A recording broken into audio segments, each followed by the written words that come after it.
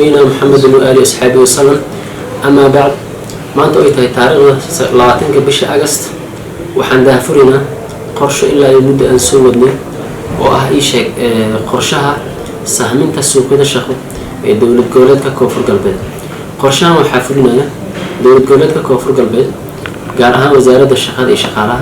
إيدو كاشينيزم وزارة الفدرال سيدو كانوا بحاول يليو أيضا كاشيننا وزارة قرشين qorshahan waxa la yiraahdaa wuxuu la magac baxay qorshaha sahminta suuqyada shaqo ee koonfur galbeed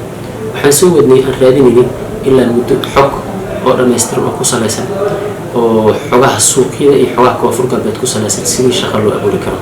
xogahan wuxuu naga saacidayaa maxaa yeelay wasaaradda ma dhaqaaqi karto ayadoo xog helin xogahan wuxuu naga saacidayaa inaan shaqo badan abuurno sidoo kale wuxuu naga saacidayaa carqaladaha suuqyada aan ka jir inaan ogaano sidoo kale wuxuu naga saacidayaa baaxadda shaqo la'aanta jirta koonfur galbeed inaan wax badan ku ogaano sidoo kale wuxuu naga saacidayaa qorshahan dhaatadan haddii aan helno in oo dhibaatooyinka iyo baahiyooyinka iyo waxyaalaha koonfur galbeed ka jira inaan ku ogaano sidoo kale wuxuu naga faa'iidayaa inaan abuurno shaqo baaxad leh ilaa muddo kooban inaan shaqo badan ku abuuri karno sidoo kale wuxuu naga saacidayaa qorshahan inaan helno xog dhammaystiran oo suuqyada anaga ku saleysan sidii shaqada loo abuuri lahaa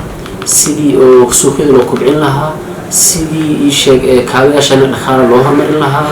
sidii ii sheeg tababar skills badan u sameyn lahayn istiraatiijiyadii qorshaha dawladda goboleedka koonfur galbeed waxaan la isticmaali karaa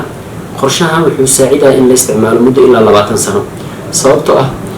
qorshahan oo kale oo sahminta suuqyada shaqo in la sameeyo waxa ugu dambeysay dawladdii hore oo ii sheeg 91 ka hor lama qaban koonfurta Soomaaliya aan ka ahayn Puntland haddana anaga waxaan ku guuleysan inaan qabano qorshahan la yiraahdo saameynta suuqyada shaqo koonfur galbeed oo ii sheeg muddo isbuuc soconayo wuxuuna kaloo ii sheeg oo qorshahan waxa isticmaali karo hadhoodii ganacsatada aan heli doono